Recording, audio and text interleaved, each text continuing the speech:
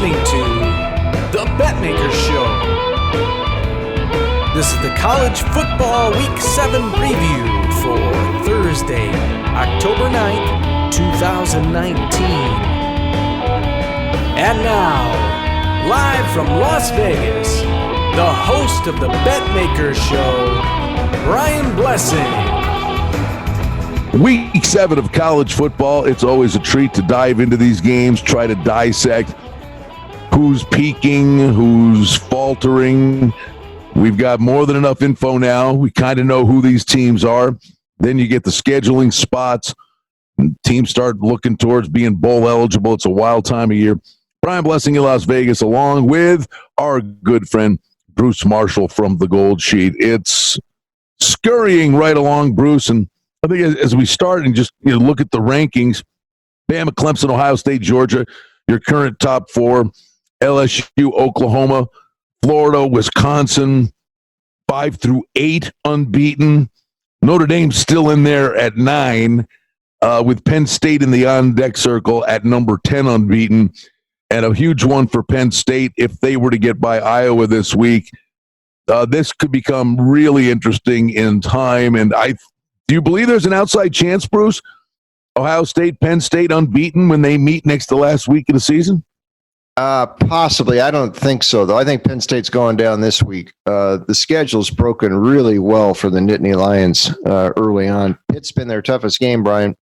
And we've got Iowa, Michigan State, and Minnesota, which is undefeated right now. And now, they may be undefeated into the Minnesota game. They might both be, but these next 3 weeks are going to be really tough for Penn State. So the schedule it shifts gears right now. So I don't expect them to be there.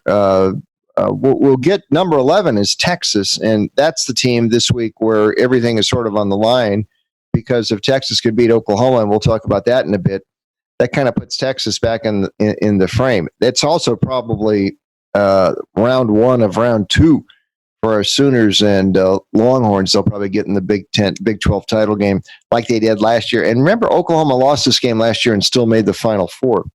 So all of a sudden now you're seeing some of these games ramp up. We got a few of them this week with real implications for December and beyond, and more of those in the next few weeks.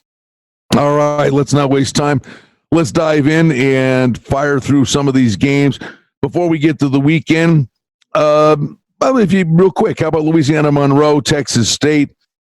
3.5 Louisiana Monroe on the road. The total is 60.5. Yeah, ULM has had a couple of highlights this year. Almost knocked off Florida State, but has run into a couple of other. The schedule's been tough. Florida State, Iowa State, Memphis, which is a ranked team. I mean, some Power 5 schools could learn from Louisiana Monroe. So Matt Viator's team is played tougher than this. Jake Spavital into Texas State this year. He's going full spread with the Bobcats. They have had a little bumpy road, although they've got a couple wins in a row here. One's over Nicholls State and a Southland team, but they did beat Georgia State at home, their last home game. So they're picking up the pace a little bit in San Marcos, which I saw this summer, actually. But we took Louisiana Monroe 31-23. And this one, just think they've been in a little tougher. And, a more consistent offense, too, right, for Louisiana Monroe? Yeah. Evans, the quarterback, is really can do a lot of things there. And Johnson's a top-flight running back. So I think they're a little bit further along. Texas State's nowhere near Spavital where he wants them to be with this spread. They're another year away from making it work. Then we have Syracuse and NC State, a little ACC matchup. NC State 4.5. Total in the game is 54. The Orange quarterback, Tommy DeVito, listed as probable. Yes, and the quarterback also a deal with the Wolfpack here tonight because Dave Doran, the coach, is switching. He's benching his starter McKay and going with the Florida State transfer Hockman. And so NC State is kind of bogged down here the last couple of weeks, as we figured they might after Ryan Finley, their quarterback last year, graduated, and they've also got 4 point spread L's in a row here. So the Wolfpack is kind of struggling right now. And Syracuse, if DeVito goes, I think it's advantage Q's here. And the Michigan State wide receiver transfer Jackson has turned into a nice target for DeVito. Already got 5 touchdown catches this year. And Syracuse usually plays pretty well out there in the ACC road, 7-2 last 9 versus a spread away. So we gave the Qs a shot here, 27-24 tonight. All right, Bruce, also, it's that time of year where we're going to have situations like this with Virginia and Miami. Virginia off the Notre Dame game, but extra time to prepare at Miami. Miami's laying 2. Total on the game here is 45. Miami is looking a lot like the way it did with Mark Richt last year. And this switch to Manny Diaz, which I thought didn't seem like enough of a change. I mean, if they, Rick left on his own accord last year, but the Diaz hype I thought was a little over the top. And this team's coming into midseason 2-3 and could easily be 2-4. They may not get bowl eligible this year, which would be a real slap to Diaz and Miami.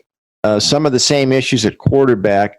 Jaron Williams, too many errors, 3 more picks last week. They pulled him for Nkosi Perry, who was one of the disappointments last year for Rick when he was the coach. And he ended up throwing 4 touchdown passes and almost led the comeback against Virginia Tech. So now Manny's got a quarterback dilemma down there. We're not sure what he's going to do, but they are losing games. You're right, Virginia has had extra time. They needed it after kicking that game away at Notre Dame. It was rare to see Bryce Perkins make some mistakes in the pocket when he was strip sacked twice, and that scored 1 touchdown for Notre Dame and set up another one. That turned that game around. Virginia was in position to win that game, and those turnovers turned it around. I think they bounce back tomorrow night and beat Miami. 30-24 is our score forecast. That game, I swear, is almost like same time of year, turn the clock back a year, and it's Vandy had Notre Dame on the ropes and couldn't kick the door down. Virginia does the same thing, and here's Notre Dame, still hanging around there in the discussion. And USC this week and name programs, but I don't know about programs that are scaring anybody. Yeah, the schedule last year really broke pretty well for Notre Dame. And I'll admit, that was a pretty good effort at Georgia a few weeks ago. They do go to Michigan. We'll talk about the SC game in a minute, I'm sure, but Michigan comes up a little bit later. That's probably their toughest game left, although now all of a sudden that season ender at Stanford is looking a little bit more tricky with Stanford winning last week. So, we'll see about Notre Dame, but you're right. The schedule is might be breaking in the Irish favor again. All right, real quick again before we get to the weekend. I mean, these are games that actually produce pretty significant handle with the sheer volume of games. Colorado State, New Mexico. Colorado State on the road is 3.5. Total in the game 65.5. That number has dropped like a rock.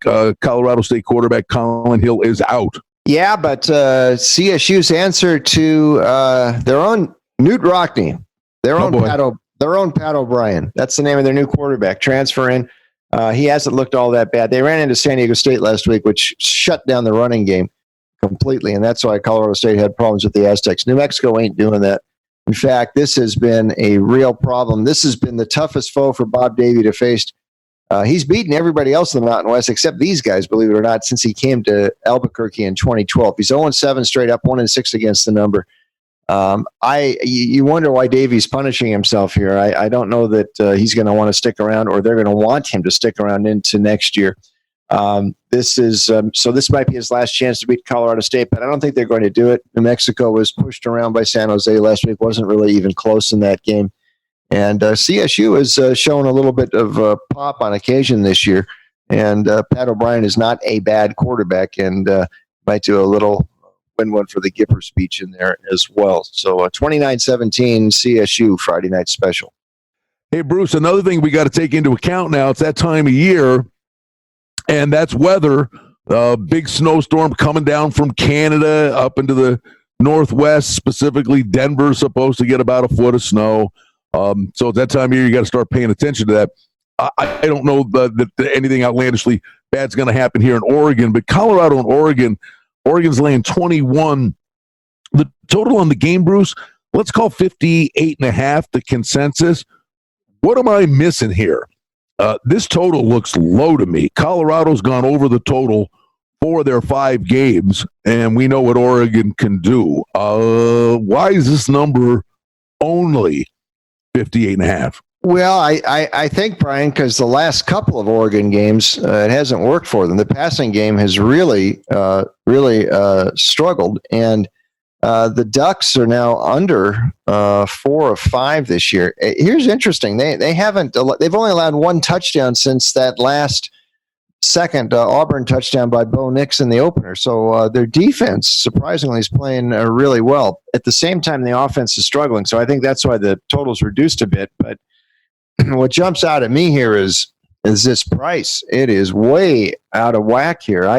Oregon is starting to struggle, and Colorado isn't all that bad. And by the way, the trend, early season trend to note in the Pac-12 is underdogs, 11-4 thus far after another round of upsets last week. Colorado looks like it's going to play every game close this year, and hoping to get Laviska Shenault, their do everything wide receiver, available this week.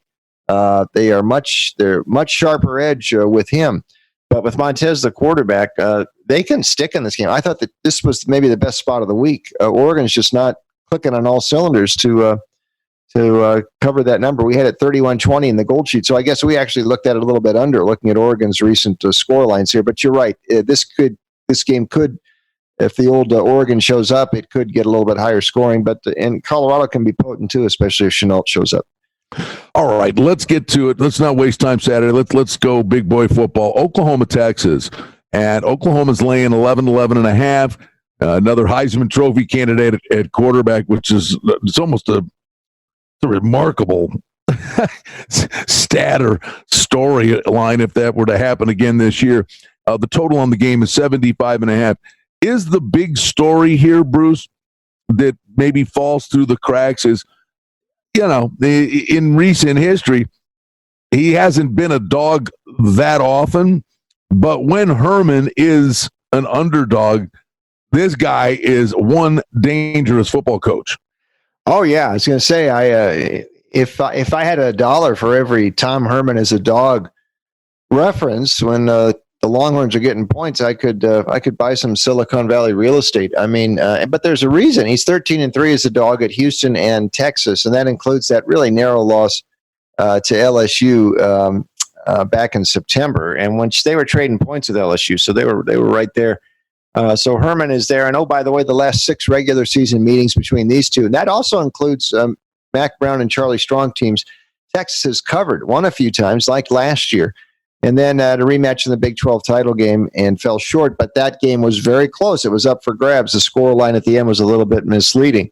So, yeah, Texas can certainly play. Now, they have had some issues in the secondary, some injuries and things like that will be tested by Jalen Hurts. But for Hurts, he's had a lot of fun padding his Heisman stats versus South Dakota and UCLA and Kansas. So now he's facing a legitimate big boy here. And Sam Ehlinger, Texas's quarterback, is a gamer. And he beat these guys once last year, and I think they got a shot, although this is round 1 of round 2. And like we said in the first segment, Oklahoma could maybe afford to lose this one and still have a chance at the Final Four as long as it runs the table. Texas would have to win here, and that puts Texas back in the frame and would have a chance then to beat Oklahoma a second time in December.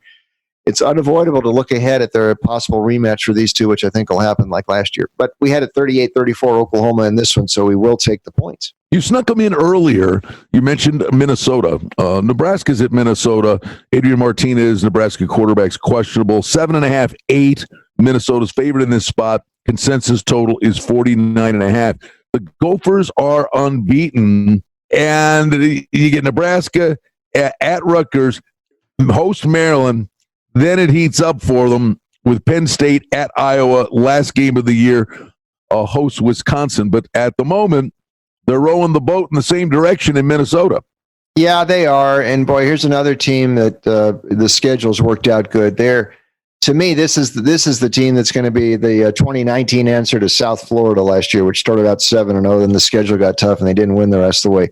I could see Minnesota pushing this thing into November, then losing out once you get to November. When the schedule gets much tougher. But PJ, I mean, you can plant 10 acres of corn with all of his stuff that he talks. But his quarterback Morgan is doing pretty well. 10 touchdown passes his last 3 games. The their top running back, Ibrahim, has been hurt, but the backup, Smith and Brooks, have been running really good. And Nebraska, oh, by the way, yeah, you're right. Martinez may not play. Spielman, his top wide receiver, might also miss. They had lost 8 straight on the road prior to that win at Illinois a couple weeks ago, and that was a labored win when they had all those turnovers and almost gifted the Illini the win. So Nebraska's not in good shape here now, and Minnesota probably gets another one. So, they'll row the boat another week. 35-23, we had it for the Gophers. That'll get them to 6-0. The fun will end soon, but maybe not till November for these guys. For anybody else, this would be a Hoyt Wilhelm knuckleball, not for Bruce Marshall. How about this for a wacko game? It's homecoming at Coastal Carolina. Georgia State and Coastal Carolina. Bruce, this is a game I looked at. Enjoy. 66.5 is the total. I think they go up and down the field in this game. That could be just a wild game. Yeah, it could. And, the Chanticleers with their new coach, Chadwell, they're kind of an interesting team. And, their quarterback, Peyton, was very hot last year in this game that they won in Atlanta 37-34. Maribel, their running back, is tough. And you talk about scoring a lot of points or allowing a lot of points. Georgia State has allowed 41 points per game this year, and they just give up a lot of points. So I think you might be right here. Good shootout, and how about 38-35 Coastal Carolina in a fun one there near Myrtle Beach.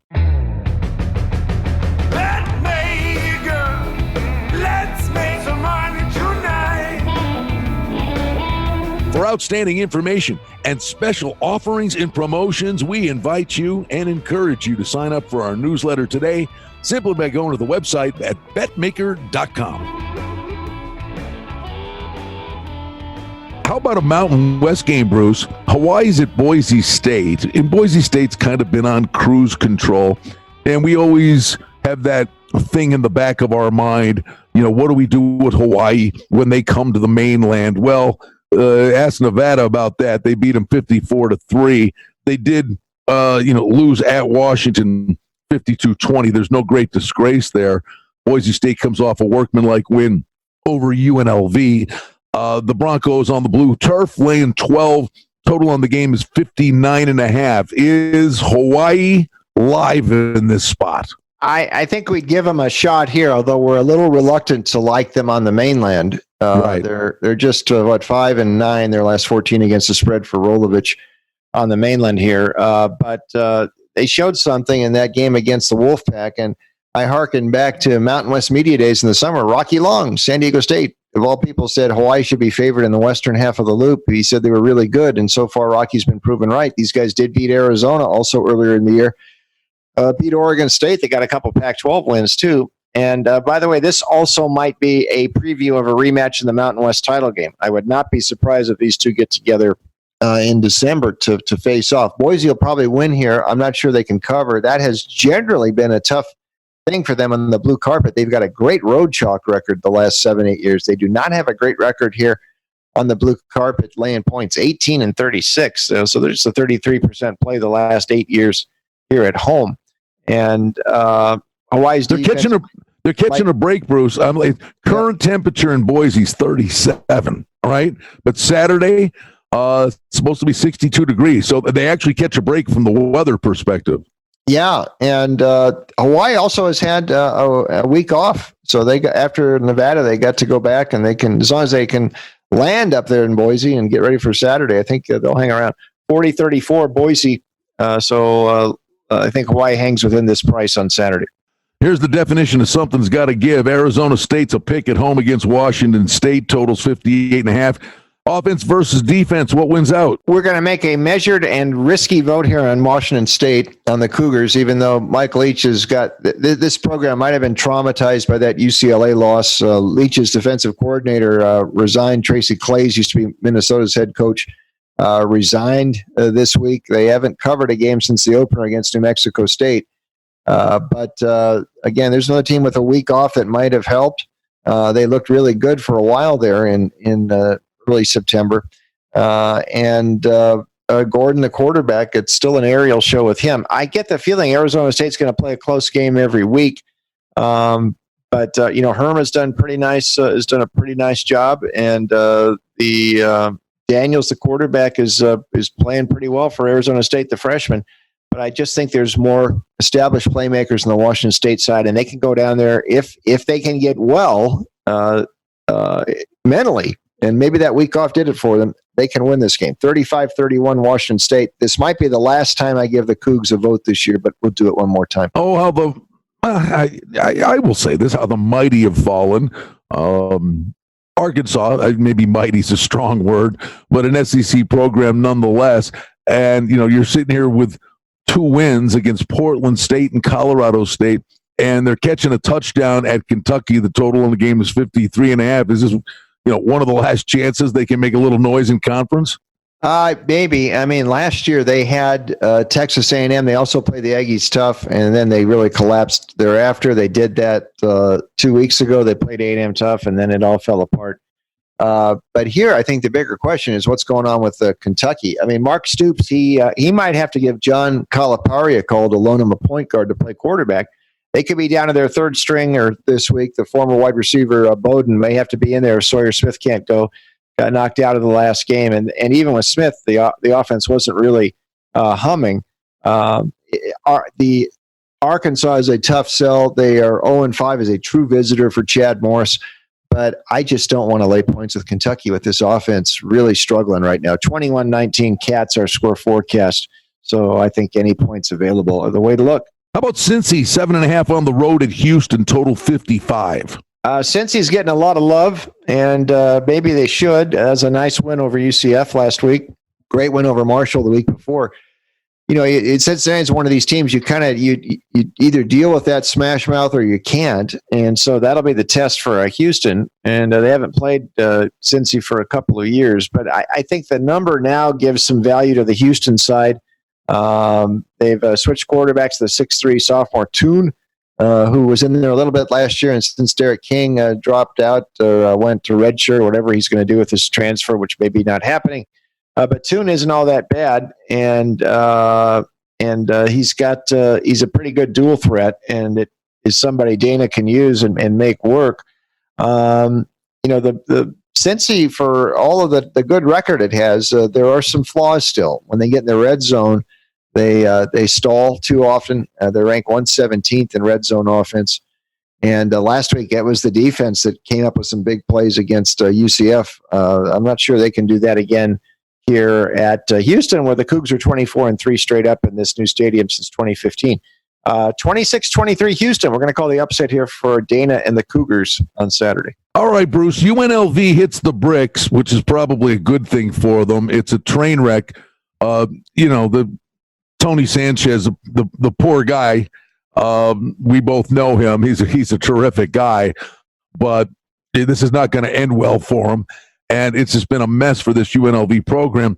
Historically, though, when they're catching more than a couple touchdowns, get a lot of points on the road, and they go and take on a quote-unquote big boy, they've actually showed up. I just wonder, though, in this spot, Bruce, if this is the wrong team to play at the wrong time. The Commodores with only one win, but their losses are to Georgia, Purdue, LSU.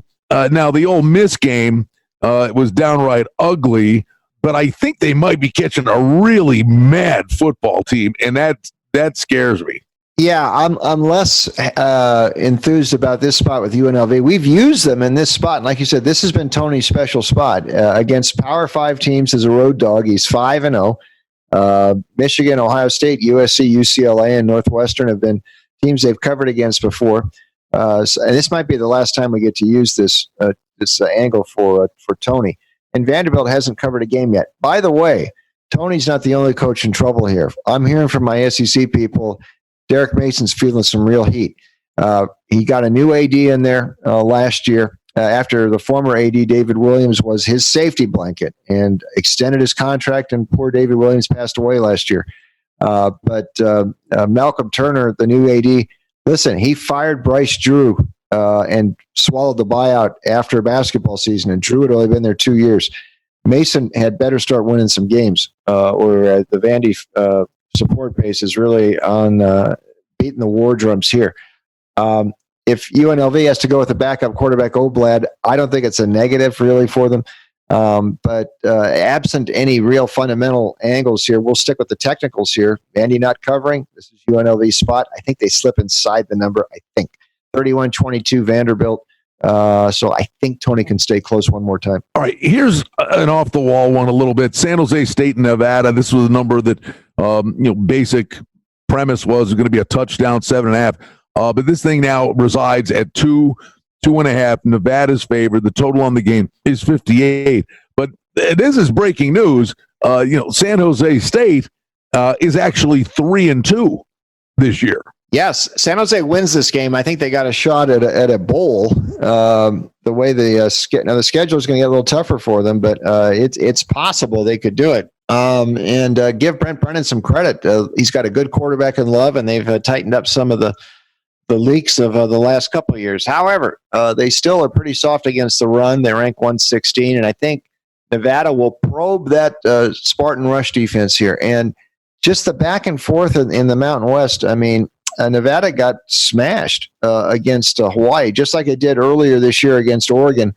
But it is 3-2. They've had an extra week off, and I can sense a lot of love here for San Jose, but I'm going to go the other way and think Nevada bounces back after the off week. And the Spartans haven't won in Reno since 2000. They usually don't play well up here at Mackey Stadium. 31-24 Wolfpack. I think they can bounce back this week. But you're right, San Jose is an improved team. The winner here, by the way, I think will have a shot to get to a bowl game, and there's an extra carrot waiting for the winner of this one. A handful more with Bruce Marshall, diving into Week 7 college football. Army off a loss, Bruce, laying 4.5 on the road at Western Kentucky, and the total is telling you something here. It's 43. Western Kentucky's offense has just been pedestrian at best. But Army off a loss.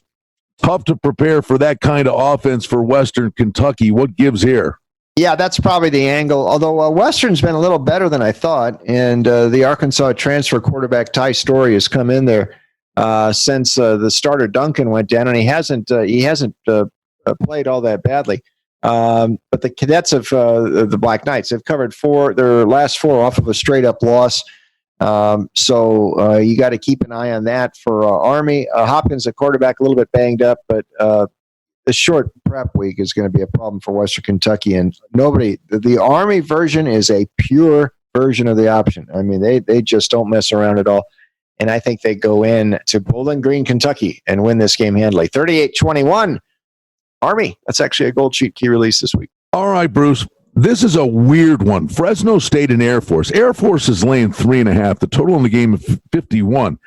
The quirk is Fresno State has only played 4 football games. They lose to USC and Minnesota. Then they beat Cal State, Sacramento. Congrats. And then they beat New Mexico State. Now they're coming off a bye, and one can only think they basically said, okay, guys, our season starts over, and now you're diving into conference play.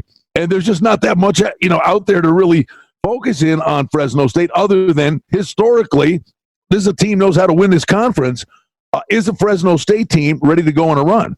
They might, and since Jeff Tedford got there a few years ago, they've only dropped 2 of 17 point spread decisions away from the doghouse. So they have traveled very well.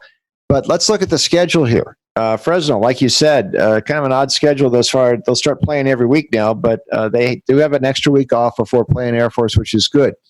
Air Force off of Navy last week, and the supernova of letdowns in recent seasons has come after the Falcons were involved in these commander-in-chief games. After they're 4-14 versus the spread the last 9 years, immediately after facing Navy like last week or Army. And when you extrapolate the schedule argument to include Fresno with an extra week off, Fresno's road record here, you got a case for Fresno. I think Air Force has shot itself in the foot a couple times this year. The Boise game and last week at Navy. So I think that may haunt the Falcons again here. 27-20 Fresno. We're taking the Bulldogs to go in here and win on Saturday night. All right, and in the game, Bruce, I know when you do the gold sheet and you write these historical stories and always fun and creative and interesting, and you and I love turning the clock back. I wonder this, again, sounded like the old guy, get off my lawn. I wonder how many people in their 20s actually, I don't think they teach history in school anymore. I wonder how many people actually take the time to read, young people anyway, when they get the gold sheet to read these really cool stories. But you and I remember so many great USC Notre Dame games. Notre Dame's laying 11. Total on the game is 57.5. Is USC's best chance to turn this into a track meet? Yeah, I think so. And by the way, I did write in the gold sheet, I recalled the 1973 game, which seems like yesterday for you and me, but a lot of readers weren't even born then, so I got to realize that sometimes. But anyway, that was a great one in 73. Yes, I think SC would like to do it, but let's face fact what's going on there. I mean, SC's being about as discreet about its intentions with Clay Helton as the House Intelligence Committee is with Trump. I mean, you know what they're trying to do here. I will note this though, that last year in the Notre Dame game, that's when Helton decided to go Texas Tech. With this offense. They went up tempo, short passes, and JT Daniels was in at quarterback, and he did pretty well in that game. And that convinced Helton, I'm going full bore Texas Tech.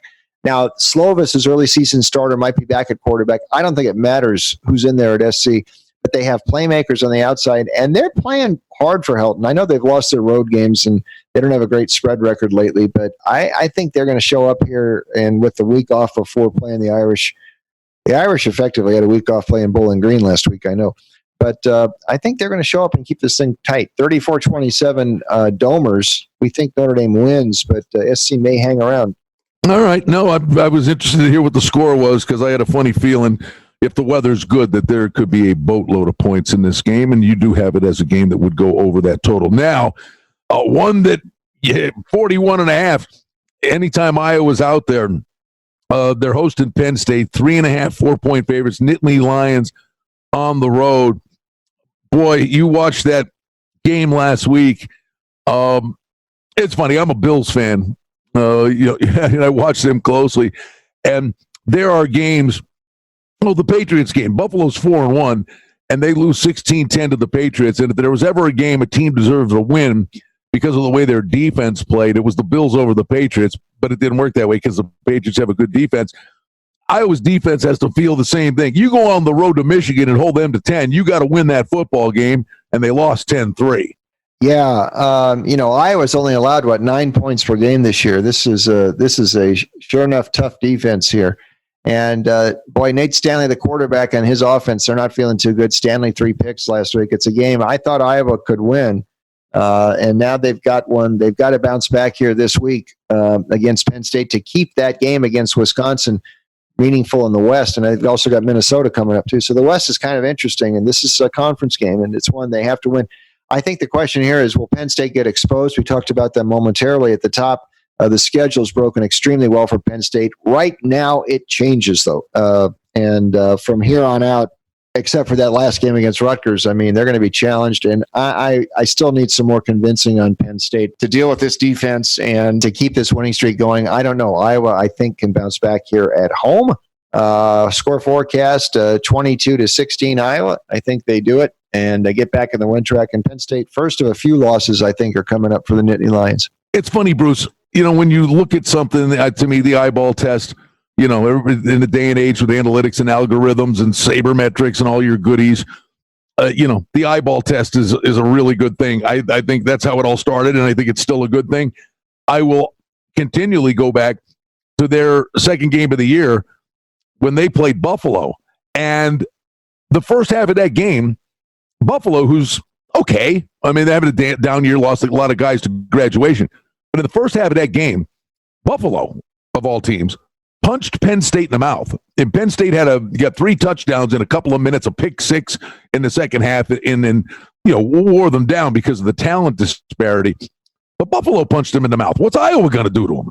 Oh, yeah, and the Pittsburgh game was a toss-up, too, with Penn State. So they're another one of these teams that's the schedules, the games against Idaho, Maryland, and Purdue, they ran away and hid. But it's going to get a lot tougher now. And I don't think it's going to be that easy for Penn State the rest of the way. It is the proverbial get-out game, and that's a Mountain West game. Wyoming at San Diego State. You alluded to Rocky Long earlier. His group laying 4, low total here of 38. Yeah, and boy, there's a throwback feel to this game. This is the 1970s, the way these teams play. Now, you wonder if Craig Bohl and Rocky Long are going to be wearing bell bottoms on the sidelines. It's that sort of a throwback feel for these two. I think Wyoming is going to be able to do more on the ground than Colorado State did last week.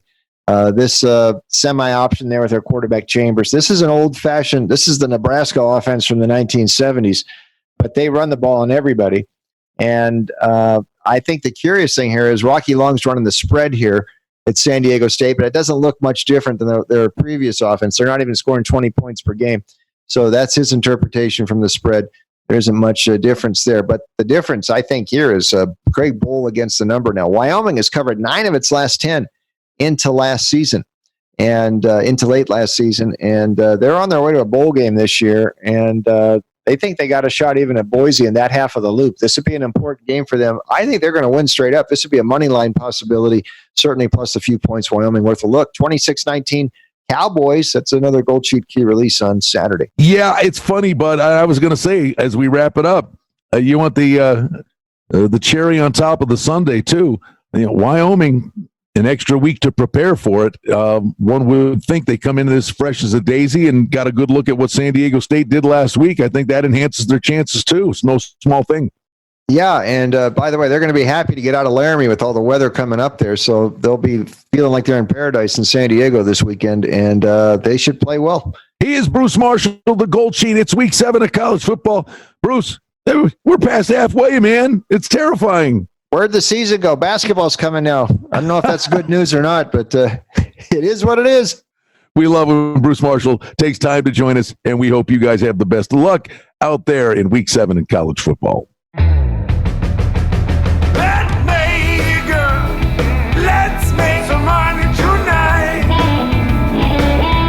Well, that's the Betmaker Show for now. We publish multiple times each week.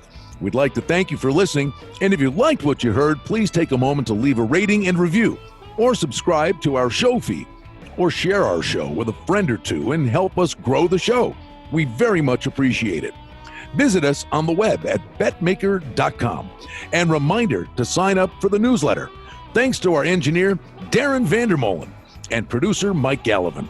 The Betmaker Show is a production of Cardinal Marketing Incorporated. Betmaker is a registered trademark. Any rebroadcast, reproduction, or other use of this content without the express written consent of Cardinal Marketing Incorporated is strictly prohibited. The handicapping and sports odds information contained on this podcast is for entertainment purposes only. Please confirm the wagering regulations in your jurisdiction, as they vary from state to state, province to province, and country to country. Using this information to contravene any law or statute is prohibited. The podcast is not associated with, nor is it endorsed by any professional or collegiate league, association, or team. This podcast does not target and is not intended for an audience under the age of 18. If you think that you have a gambling addiction, stop this podcast now and please seek help. Gambling and betting on sports is a form of entertainment and should be about having a good time. But when done excessively, it may negatively affect other areas of a person's life, such as their physical and mental health, school or work performance, finances, and/or interpersonal relationships. At Betmaker.com and the Betmaker Show, we're concerned about the addiction that gambling may cause, and for this reason, we encourage everyone to practice responsible gambling. An approach to gambling that helps you ensure that it remains an enjoyable activity. Here are the main principles of responsible gambling. Don't think of gambling as a way to make money. Always gamble with money that you can afford to lose. Set limits and stick to them. Never chase losses. Don't gamble when you're depressed or upset, and create a healthy balance. Always be aware of how much time you spend gambling or thinking about gambling. And do not allow gambling to cause you to miss out on time with family and friends or time spent on other activities you enjoy. By following these guidelines, gambling can be a good time and great entertainment. If you feel at any time that your gambling is taking away from important areas of your life, is causing you stress or depression, or is leading to financial losses that are beyond your control, please reach out for help. Learn more at responsiblegambling.org.